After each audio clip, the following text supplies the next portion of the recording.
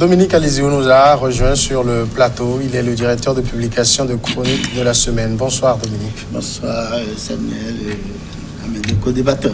C'est vrai que vous étiez de l'autre côté. Vous nous suiviez quand on parlait donc de l'affaire du fils du président Sassou Nguesso qui a été épinglé par la justice française. Il faut dire quand même que la folie dépensière le virus est dans la famille Nguesso parce qu'il y a même l'épouse du président Antoinette Sassou Nguesso qui a vu plusieurs biens immobiliers, dont 2 appartements qui ont été confisqués par la justice française. Il y a l'autre fille de Sassou Nguesso, Julienne Sassou Nguesso, et son mari Guy Johnson, donc qui avait été également mis en examen. Mis en examen. Bon, il y en a qui disent même que les Nguesso seraient d'origine togolaise. Donc mis en examen depuis juin 2017 et suivi quelques semaines après de 2 neveux du président, Wilfried et Edgar Nguesso, ainsi que la mère de ce dernier, Catherine Inyanga.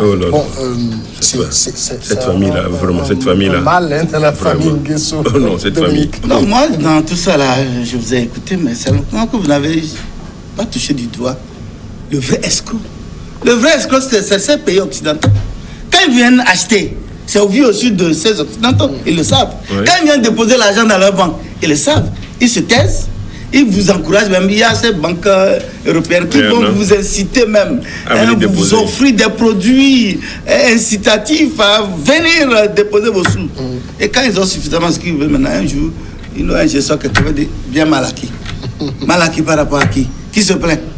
C'est les populations de ces pays ou c'est eux qui ont accepté engranger ces milliards et puis le comble là où ils sont de vrais escrocs. Mais quand ils disent bien mal acquis, on met la main sur ça profite à qui? C'est encore à eux. L'argent, les immeubles sont loués, sont vendus aux enchères. Et ça leur revient. Le temps de dire que ça va revenir à quoi que... D'ailleurs, il faut se reconnaître que en France, il n'y a pas encore, la législation ne permet pas de rapatrier les fonds d'un X ou d'un Y. Donc ça veut dire que quand ils bloquent ces histoires, ils fabriquent les histoires. Ça reste en France et le pays surfe sur ça et puis il engrange des bénéfices et en attendant la pauvreté continue toujours dans ces pays dont ils accusent des biens mal acquis. Mais vous avez parlé du cas Abacha. Abacha est mort depuis quand? Depuis, je crois, c'est en 93 ou en 97. Dans les années 97. Et depuis, on dit on va rapatrier les sous d'Abacha. Et on est là. Oh, les fonds sont là. Et ça génère des bénéfices. Au profit de qui? De même. Donc, en fait, je dis que c'est de vrais escrocs, les vrais anarchistes, c'est ces occidentaux. Non, mais c'est nous qui allons déposer. Non, ils doivent déjà, quand ils déposent un montant donné, c'est nous, les Africains qui vont déposer. Ils doivent déjà refuser, dire non. Monsieur, vous avez trouvé ces montants exorbitants pour venir déposer dans nos banques. Non, mais ils ne disent rien. Monsieur Dominique, ce que vous dites, c'est incompréhensible. Mais maintenant, je suis d'accord que ceux qui vont également déposer sont ça. C'est des montages financiers. Laisse affaire de... Parce que justement, le global, c'est des paradis. En fait, c'est des paradis fiscaux. Avec des prêtres, non. Ça fait avec les choses, comment on l'appelle, un montage économique. C'est ça l'écran. Non, c'est l'écran. Généralement même, ils achètent parfois. Par exemple, quand nous prenons le cas de Todorino, celui qui achetait ces immeubles et autres là, à son nom. Pourquoi on ne lui a pas interdit? Toi, tu as trouvé où l'argent là pour venir acheter cet immeuble qui coûte peut-être 10 milliards, 20 milliards, 50 milliards? On pouvait déjà l'interpeller. On pouvait déjà lui dire non. Non, mais il ne faut pas couvrir. Il ne faut pas couvrir ces occidentaux. Non, personne ne couvre. Non, vous êtes en train de... Non, moi je connais... Parlons Est-ce que je peux... On dissimule. Dominique, c'est ça le blanchiment. C'est ça le blanchiment. Ibrahim, c'est quand on dissimule. On va faire tourner la parole. Dominique, façon de créer des comptes et de dissimuler, ça existe. Et c'est souvent dans les paradis fiscaux. Mais lorsque c'est des achats et des dépôts dans les banques françaises et autres là, c'est à leur propre nom. Mais pourquoi facilement ils retrouvent ces choses-là? C'est après des enquêtes. Quand vous prenez par rapport le cas de Denis Christel, mais il passe par son ami, le portugais, José Vega, qui est un opérateur, qui est un intermédiaire en matière d'opérations financières et d'investissement. Et donc quand il passe par lui, qu'est-ce qu'il prouve finalement? Ils sont allés même jusqu'à créer des sociétés. Et tu crois que quand ils le font, ils ne savent pas. En Chypre, et c'est là où ils font des transactions. Donc ça voudrait dire quoi? Je vous dis que des immeubles par exemple. Des immeubles, s'ils achètent, ce n'est pas. Il faut d'abord partir des Africains mal intentionnés. Mal intentionnés, des Africains mal intentionnés. Quand je viens au Togo, un exemple, c'est un opérateur économique qui vient au Togo, il passe par un cabinet de notaire et il commence par acheter des appartements. C'est pas du jour au lendemain que la police togolaise va savoir. Et il faut qu'il amasse vraiment ces biens là. Et à un moment donné, quand il commence par crier, la police va commencer par faire une investigation. Je vais vous raconter une petite histoire que pour t'éclairer. Laissez Dominique, laissez. Voilà ce qui se passe. Les investigations, ça prend du temps. Et ces jeunes ont fait plus de 5 ans pour pouvoir investiguer sur. Mais dans cette histoire des biens mal acquis, les fauteurs, c'est nous les Africains même, c'est nous d'abord. Et l'autre aspect, c'est que je voudrais que nous essayons aussi de voir ce côté. Ne nous plaignons pas des Occidentaux qui poursuivent nos pilleurs, là, les affameurs là, de l'Afrique. Non, c'est-à-dire que ce qu'ils font comme mal à l'Afrique, mais c'est inexplicable. Ils le font intentionnellement. Ils affament le peuple, ils tuent le peuple parce que le peuple n'arrive pas à se soigner et ils passent par tous les moyens pour briser surtout l'avenir des jeunes. Les universités, vous regardez les universités africaines, si les gens sont obligés de quitter l'Afrique pour aller en Europe, pour aller fréquenter, ça voudrait dire qu'il y a eu quand même un échec en matière de... Alors que leurs fonds sont gardés, servis. À créer des universités, à mettre les structures sur place. Quand je vois les Occidentaux, quand je vois les ministres, ne nous poussent pas à aller investir là-bas, c'est nous qui le faisons. Un petit mal, ils quittent pour aller en Amérique, aux États-Unis, ils quittent pour aller en France et pour se faire soigner. Alors que nous avons des médecins qu'on pouvait former et mettre des structures adaptées pour que ces médecins puissent travailler et sauver des vies humaines. Mais ça écoeure. Et donc c'est bien que quand ces jeunes commencent par traquer ces pilleurs-là, il faudrait qu'on soit solidaire envers ces jeunes-là. Mais c'est que ce qui cela va dissuader des je dis, et quand ils prennent ça, cette occasion, ils gagnent ça pour eux. Malheureusement, oui. Il faut être solidaire. Et quand ils vont jouir de ça, au détriment de la pauvreté en Afrique. C'est le tour du passeur. Même si nous devons, si le fait que l'argent bloqué reste dans ces pays jusqu'à un certain moment, je crois qu'il faut les encourager. Il faut encourager ça. Tout à fait. Il faut encourager parce que ceux qui font là, c'est des criminels. C'est des crimes économiques. Ils commettent ce qu'on nous appelons des crimes économiques contre l'Afrique. Et ces gens-là, on doit même... les condamner, ça ne suffit pas. Je ne sais même pas ce qu'il faut leur faire. Donc, c'est pour dire que, c'est vrai, il y a une partie, il y a les Occidentaux. Mais c'est nous-mêmes, c'est nous les Africains qui prenons l'info. Même si c'est par achat. C'est nous qui le faisons. C'est que nous sommes de mauvaise volonté. C'est que ces fils-là, ces Africains-là, les chefs d'État sont de mauvaise volonté. Et leurs fils sont aussi... C'est pour briser le rêve des peuples d'Afrique. Et ça, c'est pendant des années. Et je ne crois pas que nous allons comment on l'appelle, accuser les Occidentaux d'être partie prenante de ces biens mal acquis. Mais c'est parce que nous... De s'acharner. C'est briseur d'avenir. Et c'est vrai quand même que nous aurons aimé que quand les fonds sont bloqués, quand les biens mal acquis sont confisqués, c'est que ça puisse, qu'il y ait une législation, revienne. Mais quand ça va revenir, c'est les mêmes qui sont au pouvoir. C'est là ça va rentrer encore dans leurs mains. Automatiquement. C'est pourquoi peut-être il faut transformer. C'est pourquoi il faut attendre que le pouvoir change aussi demain pour que les nouvelles autorités démocratiques. D'accord, on va écouter Dominique. Vous avez donné vous-même un exemple, le cas de Sani Abacha. Depuis 1997, combien de présidents sont succédés au Nigeria? Alors dites-moi pourquoi depuis là, ces fonds ont du mal à quitter la Suisse pour atterrir au Nigeria. Mais c'est ça là, est-ce que vous croyez que c'est la bonne foi de ces gens-là? Mais c'est ça.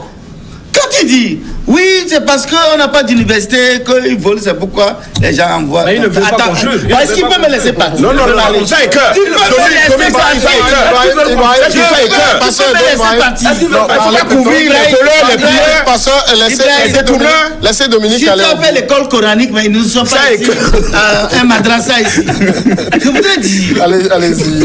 quand on envoie des gens en Europe pour étudier, c'est pour revenir des cadres formés, des cadres compétents, parce que nous n'avons pas cette compétence. Et quand ils reviennent, il faut les équiper. Mais je suis d'accord qu'il faut condamner ces pilleurs. Oui. Je ne les encourage pas du tout. Ok, merci. Je ne dis pas que c'est une très bonne chose, parce qu'ils ramassent nos sous pour aller...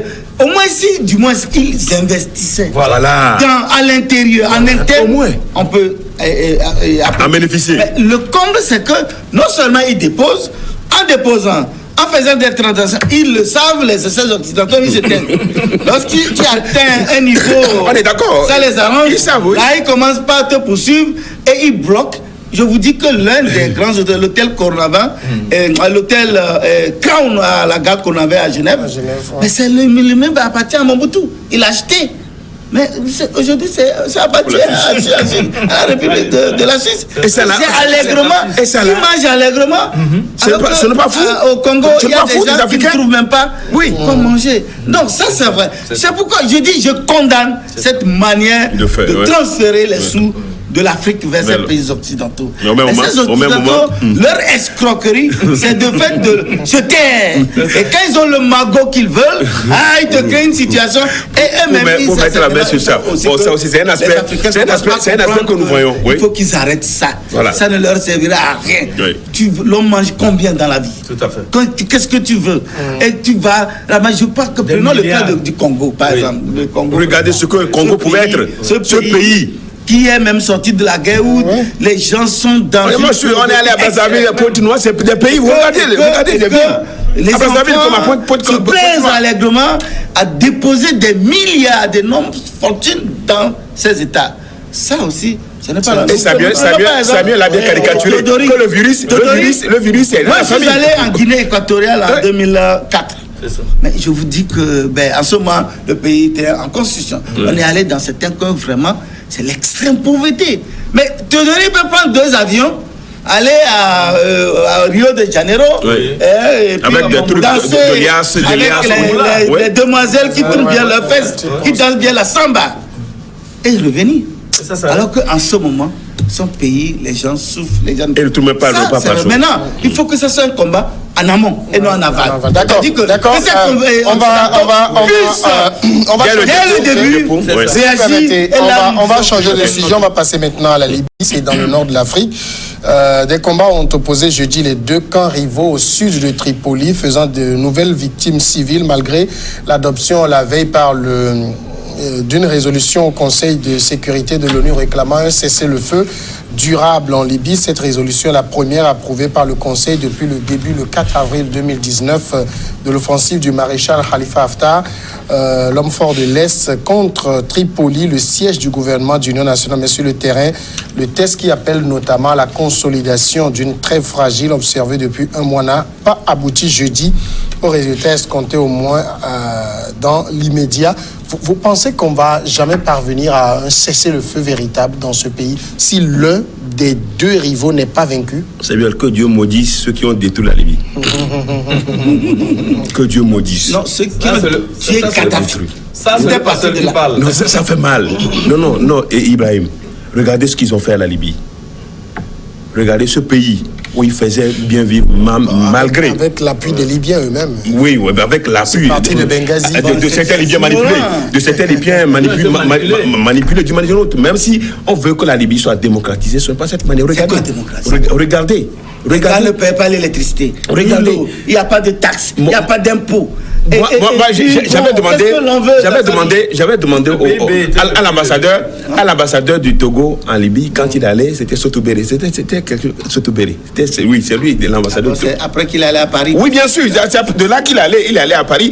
Et il dit, mais quand lui il est allé, il a demandé, on dit, mais 3 mois, 4 mois, il n'y a pas de facture de l'eau, il n'y a pas de facture d'électricité. Donc on ne paye pas. C'est ça.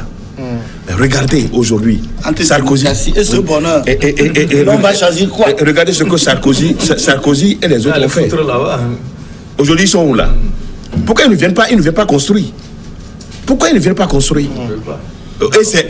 Ils ont trouvé, c'est leur point d'intérêt, la Libye. Eux tous, ils sont leurs intérêts. Et chacun vend les armes, d'une manière ou d'une autre. Les puissances, c'est le rendez-vous des puissances. C'est le point de rencontre des puissances. Et malgré la résolution des Nations Unies, regardez que la guerre, les armes continuent de tourner encore à Libye. Jusqu'à quand? Et un homme fort, quelqu'un qui se dit homme fort, par rapport au gouvernement officiel qui est là, on dit il est l'homme fort. Et l'homme fort là, on le met dans l'avion. Il se déplace, il fait le tour du monde. Il est reçu comme un chef d'État. Il est comme un chef d'État. Alors quelle injustice. Comment peut-on concevoir un monde aussi injuste comme ça? Mais la Libye est là aujourd'hui. Et de la Libye, le Mali, le Niger, le Sahel, le Sahel est foutu. Le Burkina. Ce n'est que la résultante. Regardez. D'accord. Je crois quand même que ceux qui ont, au nom de l'OTAN, c'est ça, non? C'est l'OTAN. On fait ça à la Libye. Moi, franchement, ça fait très mal. Macron a dit que quand est-ce que la paix va revenir en Libye? Qu'est-ce que le retour à la normale à Libye, personne ne saurait le dire. Ça fait très mal. Dans le conflit qui oppose les deux camps, personne n'arrive à prendre le dessus sur l'autre. Est-ce que ce n'est pas ça qui fait que la situation perdure? Oui, mais les armes se partout. Il faut s'attendre à cela parce que les deux parties sont soutenues par des puissances. Oui. Si vous prenez le gouvernement de Faez, mais il est soutenu par la Turquie, au vu aussi de tout le monde. Ouais, la Turquie. Et le maréchal Haftar, lui, il est soutenu par la Russie, les Émirats et puis l'Arabie Saoudite. Ouais. Alors, il suffit que ces deux antagonistes s'entendent et il y aura la paix. Ils disent que non, bon, j'arrête de vous fournir des armes. Et il va se sentir faible. Or, en réalité aussi, c'est un champ d'expérimentation, c'est ce que les gens ne savent pas. Actuellement, la Russie profite pour expérimenter ces drones qui transportent des bombes pour aller s'exploser. Voilà, c'est un champ de bataille. Le contexte libyen, oui. Et tout ça, là, comme l'a dit Edokomi, c'est Sarkozy. Les Occidentaux. Il se réveille un beau matin, il dit que lui va aller tuer Kadhafi. D'accord. Les experts lui ont dit, tu tues Kadhafi et tu plonges ce pays dans un lendemain incertain. Mais il a fait, il dit non, lui tient à ça. Il est où? Et même des chefs d'État africains l'avaient averti. Ils l'ont averti, les experts, tout ça, ils ont dit non, qu'il faut... Et le com, c'est qu'il était conduit dans sa nuisance par l'OTAN, chapeauté par les États-Unis, puisque c'est les États-Unis qui ont assuré vraiment le pouvoir aérien, la logistique aérienne et autres. Et ils voulaient même brouiller les pistes de financement de campagne dont il avait bénéficié. Mais il avait bénéficié. Et Kadhafi a commis aussi l'erreur de déposer d'importantes sommes dans leur banque. Alors, à ce moment, est-ce qu'ils ont restitué ces sous-là? Non. Puisqu'il n'y avait pas un gouvernement stable. On va remettre ça à qui? Qui connaît le montant? Qui connaît pour en réclamer? Même quand bien on connaît, puisque c'était des transactions officielles. Puisque pour lui, c'était des garanties pour permettre à la Libye d'être solide, d'être financièrement puissante. Mais ils ont fait tout ça là. Ils ont tué, tout en sachant tout ce qui pouvait arriver. Aujourd'hui, par exemple, Haftar est soutenu par la Russie et bizarrement par les Occidentaux. Les gens ne le disent pas. La France soutient Haftar, même les États-Unis. Parce que la France n'a pas donné sa position. N'a pas donné sa position. N'a pas affiché sa position. Lutte contre le gouvernement en place, parce que le gouvernement, au sein de ce gouvernement, ou bien des milices qui soutiennent ce gouvernement, il y a les terroristes. Il y a beaucoup de terroristes. Donc, quand vous prenez par exemple la milice de Mistrata, mais il y a plein de terroristes dedans. Et donc, les Occidentaux ne veulent plus des terroristes. Or, l'autre, il combat des terroristes. Donc, d'une manière ou d'une autre, ils soutiennent Haftar, mais font semblant de dire nous reconnaissons le gouvernement officiel de Tripoli. C'est ça le vrai paradoxe. D'accord. Et maintenant, pour arriver à la paix, je ne sais pas par quel âge. Alors, en même temps, Ibrahim Acha, on voit donc ces violations de cessez-le-feu qui sont décrétées. J'allais dire, est-ce que on va dire c'est pas la faute des deux, mais plutôt la faute des puissances qui s'affrontent par Bachar, par Haftar et Fayez interposés? Non, mais c'est vrai, et de Komi l'a dit, et mon grand frère Dominique aussi l'a répété, c'est un jeu d'intérêt. Oui. Et pour le moment, c'est que chacun trouve son compte. Oui. Et donc, la guerre là n'est pas... cessé de sitôt. Ah oui, elle ne va pas cesser de sitôt. Et vous avez vu hier la résolution au niveau des Nations Unies. Il y a la Russie qui s'est abstenue de voter. C'est pour 14 sur 15, c'est ça, non? Voilà, et sur les 15, c'est 14 seulement qui ont voté cette résolution. Et la Russie soutenait qu'il y avait une portion de phrase là, un bout de phrase qu'il faut enlever de cette résolution parce qu'il estime que ceux qui sont allés combattre là-bas, c'est des terroristes étrangers et non des mercenaires. Parce que dans le texte, c'est dit mercenaires. Et ce mot mercenaire là a irrité la Russie. Parce que Dominique le disait tout de suite, il y a des combattants russes qui sont là, qui sont présents. Des mercenaires. Bon, quand il dit combattants, je ne vais pas parler de mercenaires. Maintenant, côté gouvernement, il y a les miliciens du général de Misrata et aussi de la Turquie qui envoie les combattants syriens. Les combattants syriens. C'est compliqué, hein, c'est compliqué. Oui, les combattants syriens pro-turcs. Qu'on envoie aussi. C'est compliqué. Et qui sont même accusés de terrorisme. Qui sont accusés de terrorisme. Bon, vous voyez donc que c'est un jeu d'intérêt. Vous savez que jusqu'alors, les puits de pétrole sont là. Sont là. Ça se vide. Ça se vide au jour le jour. Ce sont les navires occidentaux là qui viennent s'approvisionner. Et si la situation se normalisait, le gouvernement bien sûr. Moitié prix. Parce qu'ils disent, votre zone, vous êtes en guerre. Ah oui. Donc, ils n'achètent pas selon le prix. Il y a même un embargo. Il y a même un embargo, justement. Sur les armes, mais les armes ne font que donc, je crois que c'est le désordre. C'est vraiment... C'est un chaos installé, mais qui profite à tout le monde, à tous.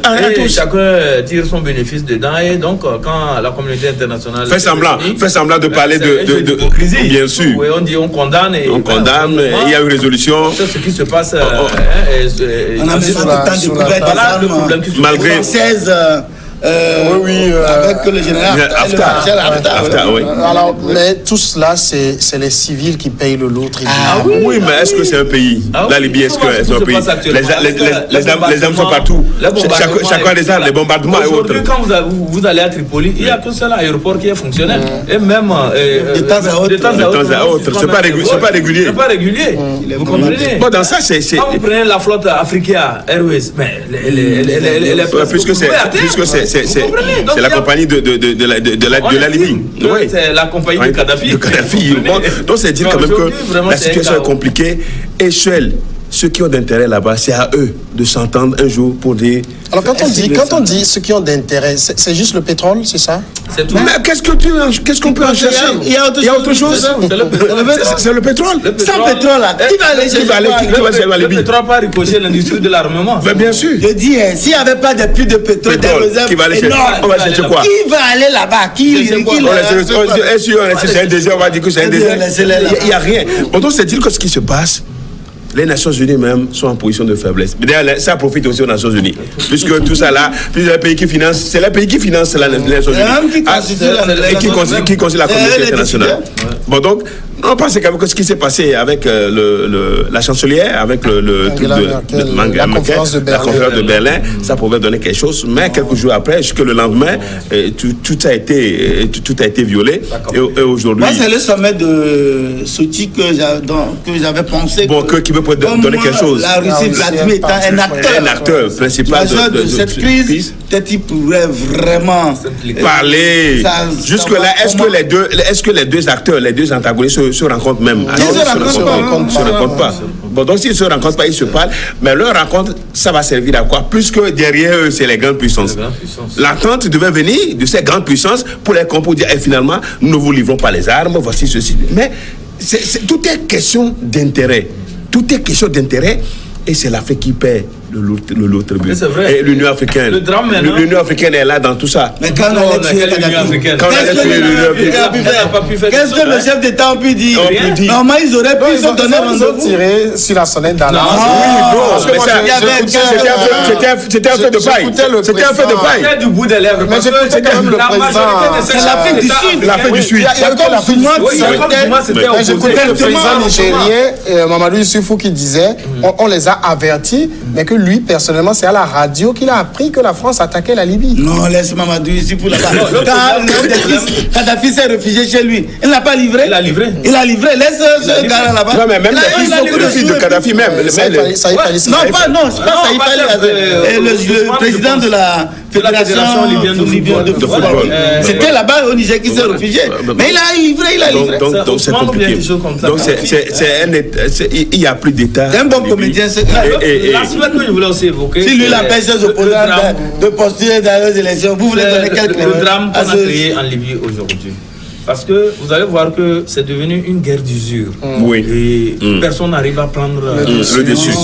Et là, on ne fait que bombarder. Les acteurs, les Occidentaux ou bien les pays qui financent, il suffit qu'ils s'entendent et il y aura la paix en Libye.